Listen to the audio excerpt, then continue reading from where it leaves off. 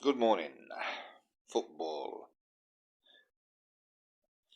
Are we in England, do you think, very more the press? Are we too over expectant of the England national side in major tournaments? So I've got a bit of hay fever. We've won, for a nation, we've won one World Cup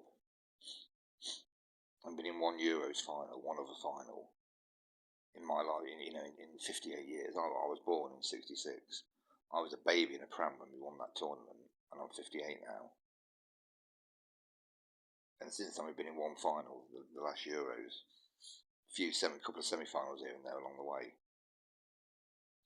Compared to the other, the big league nations, if you like, the big nations in Europe and world, your Germany, France, Spain, Italy, Portugal in recent years, France, the big nations, and the big giants in South America, Brazil and Argentina, those big nations that we're sort of part of in the world rankings. Our record in tournaments is not good. Performance-wise in tournaments is not good. I think in recent years, from the Southgate, it's been a lot better, more of a team spirit. And I think the 2018 semi-final, the Nations League semi-final soon after that, we got to the final of the last Euros. The last World Cup, we were unlucky probably against France. If Kane had scored that penalty, we may well have gone on to win that game. I think we'd beat Morocco in the semi-final like France did and been in the final. So, there's narrow margins, very thin margins as well. So I think that's where the expectation. We've got some great players at the minute. I think the under-21s won the Euros last year. Or under-17, under-19 signed have won major tournaments, versions of the World Cup. Women's game's very high at the minute. World Cup finals, European champions. We've got big teams.